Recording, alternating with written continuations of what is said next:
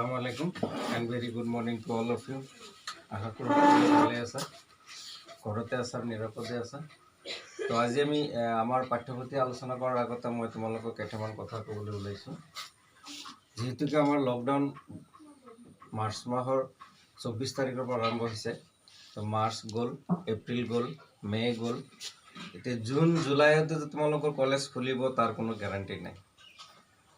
কাৰণ কোভিড-19 যিটো পেচেণ্ট দিনে দিনে বৃদ্ধি পাই আছে অল অভাৰ ইণ্ডিয়া, এতিয়া 2 লাখ ক্ৰছ কৰিছে, অসমতো প্ৰায় 1600 মান ক্ৰছ কৰিলে। গতিকে খোলাৰ কোনো তোমালোকৰ যিটো নৰ্মেল ক্লাছ, সেই নৰ্মেল ক্লাছৰ আশা খুব কম জুন জুলাইতো। গতিকে এই যে লকডাউনৰ ভিতৰত যদি কোনোবাই ভাবিছা যে কলেজ খোলা হ'লে ক্লাছ কৰিম, কলেজ খোলা হ'লে পঢ়া শুনা কৰিম, তেনেহ'লে নিজৰ ভৰিত নিজে কোৰাল মাৰিছা।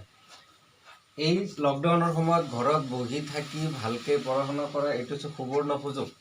তোমালোকৰ কলেজত অহা যোৱাৰ নামত যি টাইম ৱেষ্ট হ'লে হয়, ৰাতিপুৱা 8 বজাত ওলাব লাগে, ঘৰত যাই পালা হয় কেতিয়াবা 4 বজাত, ইমানখিনি সময় নষ্ট হ'লেহেঁতেন। কিন্তু আজি তুমি সেই সময়খিনি ঘৰত বহিব পঢ়াৰ সুবিধা পাইছা। গতিকে ইয়াতে যি ক্লাছ হ'ব, অনলাইনত হওক, ভিডিঅ' ক্লাছ হওক, অডিঅ' ক্লাছ হওক, বা ঘৰতে নিজে পঢ়ি যি কনফিউজ হয় বা বুজি নোপোৱা সেইখিনি ৰেচপেক্টিভ টিচাৰৰ লগত তোমালোকে যোগাযোগ কৰিব বুলি আশা ৰাখিলোঁ। এতিয়া আমি আৰম্ভ কৰিম accounting for partner reconstitution of partnership firm, তাৰে এডমিশ্যন অফ পাৰ্টনাৰ। অলৰেডি আমি ৰেচিঅ' কেলকুলেশ্যন অফ ৰেচিঅ' অৰ্থাৎ নিউ ৰেচিঅ', ছেক্ৰিফাইচিং ৰেচিঅ' আলোচনা কৰিছোঁ। তাৰপিছত ট্ৰিটমেণ্ট অফ গুডউইল, সেইখিনিও অলপ আলোচনা কৰিছোঁ আমি, মানে methods of valuation of goodwill. আজি আমি আলোচনা কৰিবলৈ লৈছোঁ treatment of goodwill on admission of a new partner. অৰ্থাৎ when a partner admitted as a new partner in a partnership firm, the new partner should pay an extra amount to the firm as a compensation. অৰ্থাৎ এটা অংশীদাৰী ব্যৱসায় প্ৰতিষ্ঠানত যেতিয়া কোনো এজন ব্যক্তিক নতুন অংশীদাৰ হিচাপে ভৰ্তি কৰা হয়, সেই ব্যক্তিজন, সেই অংশীদাৰজনে পুৰণা অংশীদাৰসকলক, এক্সিষ্টিং পাৰ্টনাৰসকলক এক ধৰণৰ ক্ষতিপূৰণ দিব লগা হয়। মূলধন আনাৰ উপৰিও অতিৰিক্ত ধন ক্ষতিপূৰণ হিচাপে আদায় দিয়া হয়, যাক আমি গুডউইল বুলি কওঁ।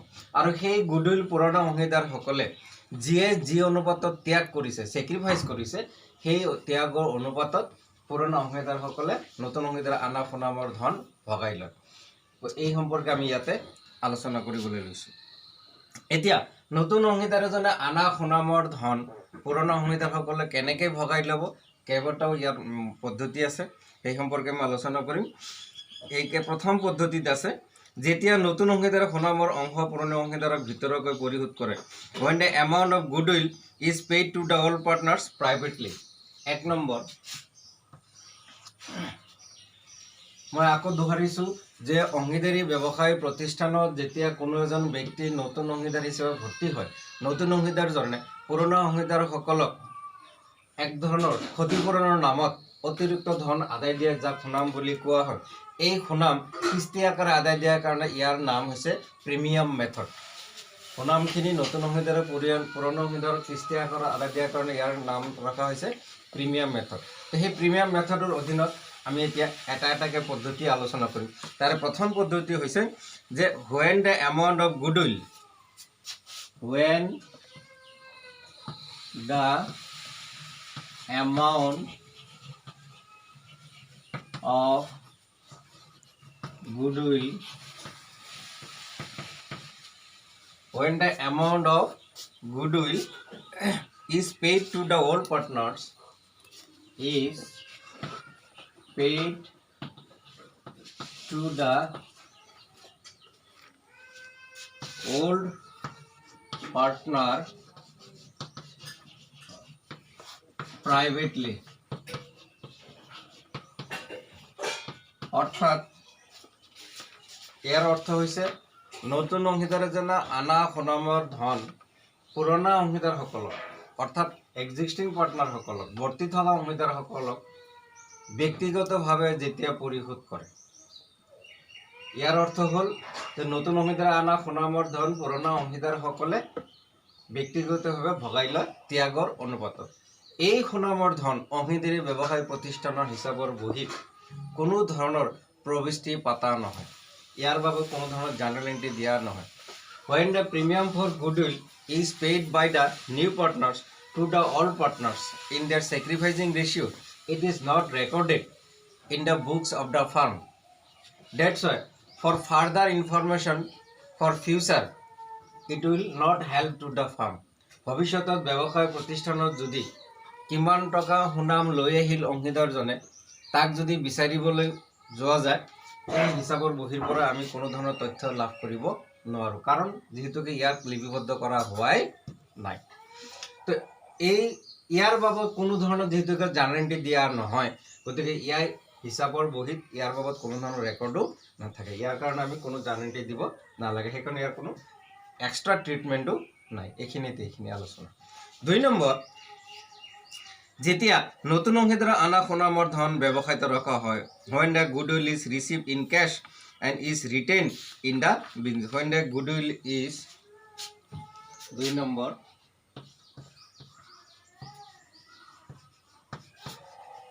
when the goodwill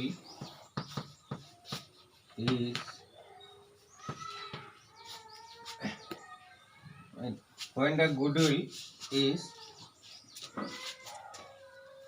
paid by the new partner on cash and retain in the business.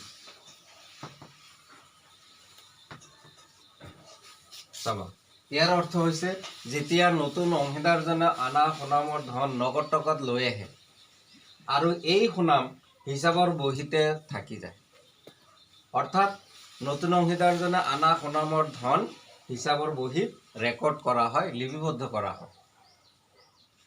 When a new partner brings the premium for goodwill and retained in the business, that means it is recorded in the books of the firm. আৰু এই সুনামৰ ধন হিচাপৰ বহি লিপিবদ্ধ কৰা হয় আৰু তাৰ বাবদ প্ৰয়োজনীয় যাৱতীয় প্ৰবিষ্টি হ'ব। যেহেতুকে নতুন অংশীদাৰজনে সুনাম লৈ আহে, এই সুনামৰ লগত মূলধন লৈ আহে, গতিকে ইয়াৰ বাবদ আমি 2টা প্ৰবিষ্টি দিব পাৰোঁ বা 2টাৰ সলনি এটাও দিব পাৰোঁ। প্ৰথমতে চাবা, বেংক একাউণ্ট ডেবিট। আমি আগতে কেশ আৰু বেংক শব্দটো লিখিছিলোঁ, কিন্তু আমাৰ ডিজিটেল ইণ্ডিয়া হোৱাৰ পিছৰ পৰা যেহেতুকে নন কেছত ট্ৰেনজেকশ্যনত আমি গুৰুত্ব দিছোঁ, সেইকাৰণে ইয়াত কেছ লিখাৰকৈ আমি বেংক লিখাটো আমাৰ বেছি উৎকৃষ্ট হ'ব, শ্ৰেয় হ'ব। সেইকাৰণে কেছ নিলিখি আমি কি লিখোঁ, বেংক। যিমান টকা লৈ আহিছে চব বেংকৰ যোগেদি, চেকৰ যোগেদি। গতিকে bank account debit to new partner capital account, তেওঁ আনা মূলধনৰ বাবদ জাৰ্নেল এন্ট্ৰি। যেহেতুকে মূলধনৰ উপৰিও নতুন অংশীদাৰজনে পুৰণা অংশীদাৰসকলৰ কাৰণে এক ধৰণৰ ক্ষতিপূৰণ আদায় দিব লাগে, তাৰ বাবদ এই কম্পেনচেশ্যনৰ বাবদ সুনাম আনিব লাগে। কিয় সুনাম আনে নতুন অংশীদাৰজনে? যেহেতুকে অলৰেডি পুৰণা অংশীদাৰসকলে বহুত অশেষ কষ্ট মেহনত কৰি ব্যৱসায় প্ৰতিষ্ঠানটো ইষ্টাব্লিছ কৰিছে, লাভজনক অৱস্থালৈ আনিছে। দিন ৰাত কষ্ট মেহনত কৰি ক'ত কেনেকৈ ব্যৱসায় আৰম্ভ কৰিব লাগিব, ক'ৰ পৰা মূলধন সংগ্ৰহ কৰিব লাগিব, কোন ঠাইত পৰা বিত্ত সংগ্ৰহ কৰিব লাগিব, কেনেকৈ বজাৰকৰণ কৰিব লাগিব, গ্ৰাহকক কেনেকৈ সন্তুষ্ট কৰিব লাগিব, এই গোটেইখিনি পৰিৱেশ বিজনেছ ইনভাইৰনমেণ্টটো অলৰেডি ক্ৰিয়েট কৰিছে কোনে? এক্সিষ্টিং পাৰ্টনাৰে, অল পাৰ্টনাৰে। নতুন অংশীদাৰজন আহিয়ে লাভৰ মুখ দেখিব, সেইকাৰণে নতুন অংশীদাৰজনে পুৰণা অংশীদাৰসকলক ক্ষতিপূৰণ দিব লাগে। আৰু সেই ক্ষতিপূৰণটোৰ নামে হৈছে কি? গুডউইল, যাক আমি প্ৰিমিয়াম ফৰ গুডউইল বুলি কওঁ। গতিকে সুনাম আনিব লাগিব, সেইটো হৈছে premium for goodwill. Simply goodwill বুলিও লিখে, সিম্পলি প্ৰিমিয়াম ফৰ গুডউইল নিলিখি কোনোবাই গুডউইল একাউণ্ট বুলিও লিখে। গতিকে এই যে bank account debit new partners capital account premium for goodwill account suppose মূলধনৰ বাবদ আনিছে তেওঁ 60,000 আৰু প্ৰিমিয়াম ফৰ গুডউইলৰ বাবদ আনিছে ধৰি লৈছো 20,000 টকা তেনেহলে তেওঁ টোটাল কিমান বেংক লৈ আহিছে 80,000 80,000 টকা লৈ আহিছে এই bank account debit to new partners capital account to premium for goodwill account এই যে দুটা ক্রেডিট হল এই দুটা এন্ট্রি সেপারেট কো আমি দিব পাৰো মানে সেপারেট করে দিলে কি হ'ব সময় বেশি লাগিব পেজ বেশি লাগিব এখন আমি দুটা সেপারেট নকৰি যেনেকে bank account debit to new partners capital account এটা এন্ট্রি আকো bank account debit two premium for goodwill account দুটা এন্ট্রি হল হয় দুটা নিতে আমি কি কৰিছো এটা এন্ট্ৰি দিছো তো ইয়াৰ বাবদ নারেশন হ'ব being amount brought as capital and premium for goodwill এনেকুৱা ধৰণৰ নাৰেশন দিব লাগে আৰু তোমালোকৰ জানমেন্টে দিয়া আমাৰ সদায় নাৰেশন দিব লাগিব আৰু নাৰেশন নিদিলে কি হ'ব সাপোজ এটা জানমেন্টে তোমালোকে বনাব দিছে 5 মার্ক আছে তো 5টা জানমেন্টে আছে তাতে অথচ তোমালোকে এটাতো নারেশন দিয়া নাই যদি তাত 1-2 মার্ক ফাইনালত কাটি দিব পাৰে নাৰেশন নিদিয়াৰ কাৰণে গতিকে নাৰেশন সদায় আমি জাৰ্নালেৰ পিছত দিবই লাগিব নাৰেশন নিদিয়াকে জাৰ্নালটি আধৰুৱা হৈ থাকে এটো হল কেতিয়া জার্নালটি when the goodwill is paid by the new partner on cash and retain in the business যেতিয়া নতুন অংশীদাৰে ব্যৱসায়লৈ সুনাম লৈ আহে আৰু সেই সুনাম হিচাপৰ বহি থাকি যায় তেতিয়া প্ৰথম এন্ট্ৰিটো এটো জাৰ্নাল এন্ট্ৰি সেকেন্ড এন্ট্ৰি হ'ব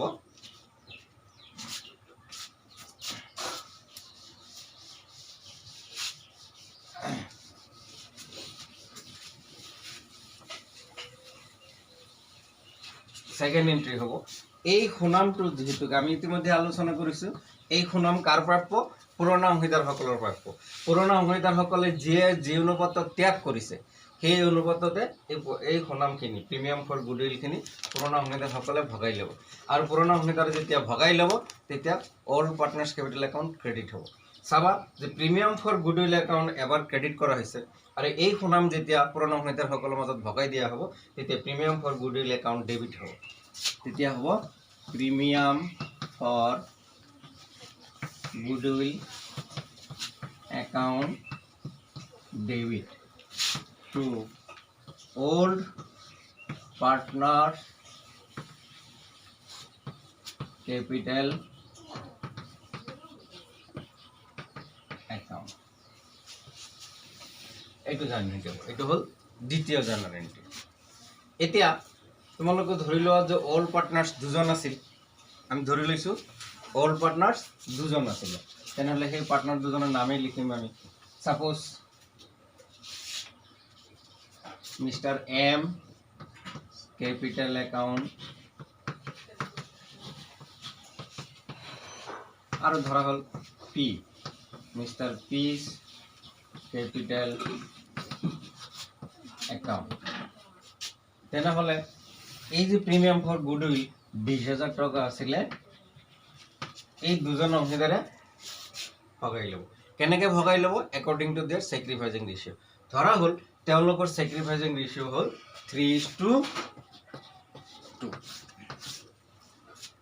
M আৰু P স্যাক্রিফাইসিং রেশিও 3:2 তেনেহলে এই 20,000 টাকা যেতিয়া ভগাই লব 3:2 ভগাই লব অর্থাৎ এজনে পাব 5 ভাগৰ 3 অংশ আৰু এজনে পাব 5 ভাগৰ 2 অংশ এজনে 12,000 আর এজনে পাব 8,000 টাকা এই দুটা জার্নাল এন্ট্রি এতিয়া এই দুটা জার্নাল এন্ট্রি আমি একালগ কৰি আৰু এটা এন্ট্ৰি দিব পাৰো মনত ৰাখিবা এই দুটা এন্ট্ৰি একলগ কৰি আমি এটা এন্ট্ৰি দিব পাৰো চাবা মই ইয়াতে দিছো কেনেকে দিব পাৰো সি এটো কৰিলো মই সাপোজ এই দুটা একলগ কৰি এটা এন্ট্ৰি দিব পাৰো এটা চাবা বেংক একাউণ্ট ডেবিট, মূলধন আনিছে আৰু প্ৰিমিয়াম আনিছে। বেংক একাউণ্ট ডেবিট, ইয়াতে চাবা premium for goodwill account debit, ইয়াত আছে premium for goodwill account credit. তেনেহ'লে এই ডেবিট এই ক্রেডিট ক্যান্সেল, এটা প্লাস এটা মাইনাস ক্যান্সেল। এতিয়া থাকিল কি ব্যাংক একাউন্ট থাকিল ডেবিট, লিখিলো ব্যাংক একাউন্ট ডেবিট, আর এটা কি থাকিল নিউ পার্টনার্স ক্যাপিটাল একাউন্ট। তে নিউ পার্টনার্স ক্যাপিটাল একাউন্ট মানে আমি ধৰি লৈছো নিউ পাৰ্টনাৰ কোন এম আৰু পি। তেনেহ'লে মই যদি এটো মুছি দিওঁ ইয়াতে লিখিব পাৰিম bank account debit to all partners capital account। এতিয়া এই দুটাৰ এন্ট্ৰি হলনি এটা এন্ট্ৰি দিলে।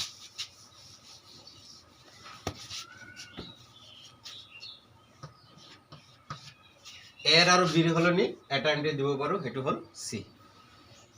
তো তোমালোকৰ সুবিধাৰ্থে যদি এইটো এন্ট্ৰি সহজ হয় এইটোই দিবা, আৰু যদি কয় নহয় আমি দুটা এন্ট্ৰি দিম দুটাই দিব পাৰিবা।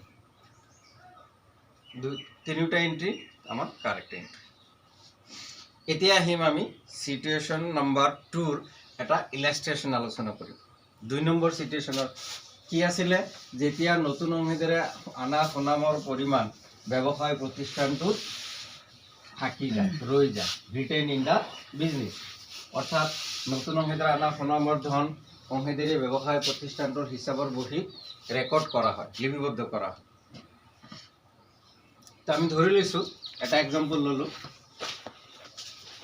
কি এক্সাম্পল, যে মিস্টাৰ এ আৰু বি দুজন অংশীদাৰী ব্যৱসায় প্ৰতিষ্ঠানৰ অংশীদাৰ 3:2 ইমান দিন ব্যৱসায় কৰি আছিল।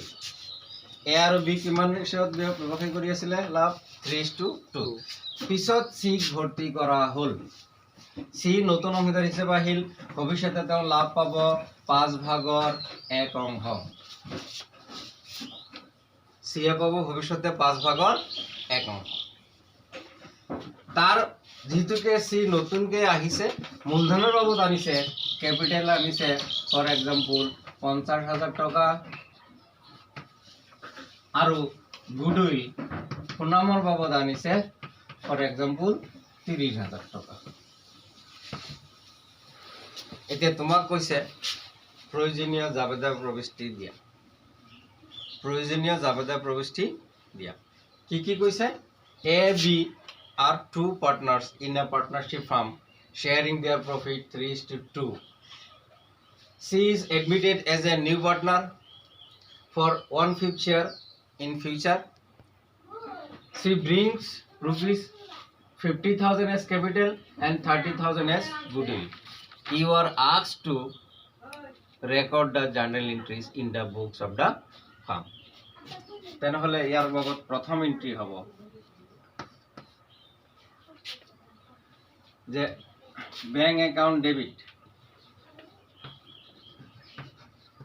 Bank account debit to new partner কোন সি, সি's capital account to premium for goodwill account. Narration হব being amount brought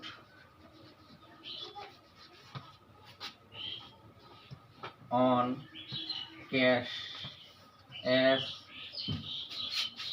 capital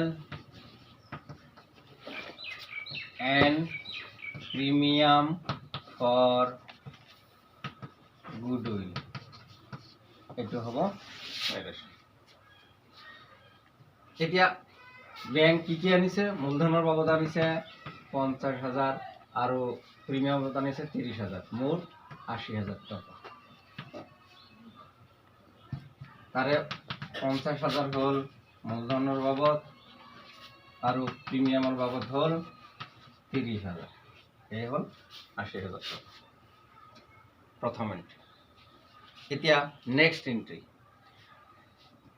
নতুন অংশীদাৰ আনা সুনামৰ পৰিমাণ এতিয়া পুৰণা অংশীদাৰসকলে যিয়ে যি অনুপাতত ত্যাগ কৰিছে এই ত্যাগৰ অনুপাতত পুৰণা অংশীদাৰসকলৰ মূলধন হিচাপলৈ স্থানান্তৰ কৰা হ'ব বা তেওঁলোকৰ হিচাপত ক্ৰেডিট কৰা হ'ব। তো বি 2 নম্বৰ এন্ট্ৰি মই দি আছো এতিয়া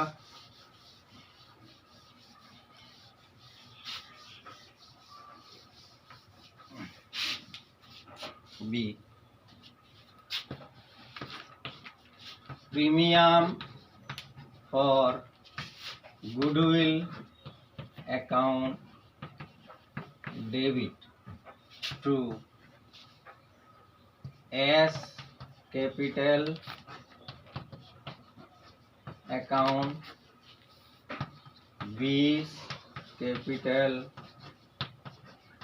account 30,000 টাকা খুনাম এই 30,000 টাকা খুনাম এ আর বি ভগাই লব কেনেকে ভগাই লব চাবা তেওঁলোকৰ ৰেশিও আছিল কি 3:2 সি আহিছে সি ভৱিষ্যতে লব 5/1 এতিয়া এই ফাৰ্মটোৰ তিনিজন অংশীদাৰ এ বি সি এস টু বি টু সি যে তেওঁলোকৰ নতুন লাভ লোকচান অনুপাত কিমান প্ৰশ্ন কাকতত কিন্তু দিয়া নাই।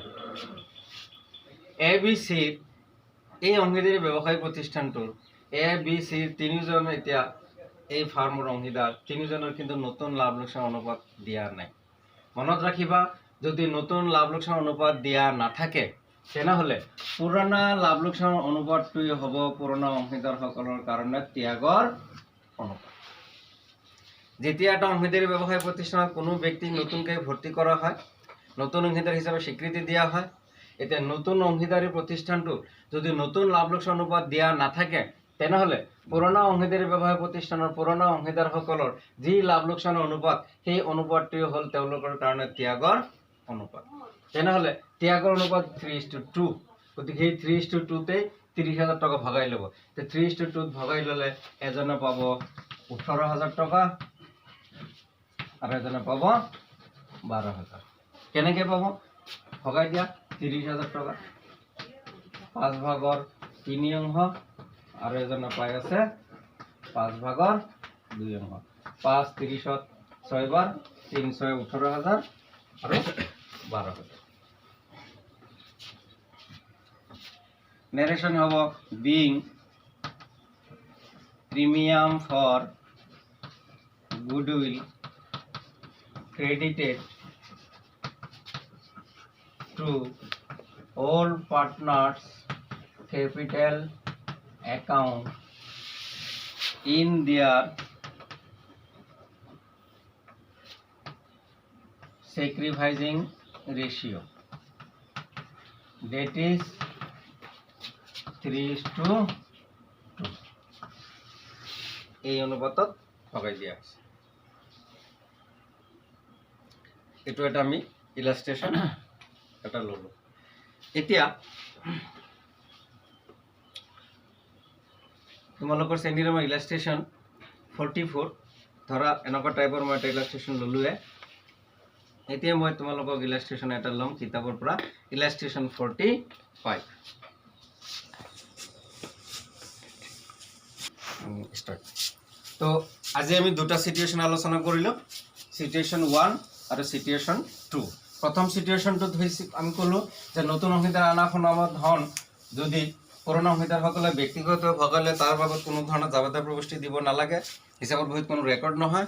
2 নম্বৰত কোৱা হ'ল নতুন অংশীদাৰ আনা সুনামৰ ধন পুৰণা অংশীদাৰসকলক যদি ভগাই দিয়া হয় আৰু এই সুনাম হিচাপত বহিত লিপিবদ্ধ কৰা হয় এই দুটা সিচুয়েশন আমি জানুৱাৰীতে আলোচনা কৰিলো এটা ইলাস্ট্ৰেশন সহকাৰে।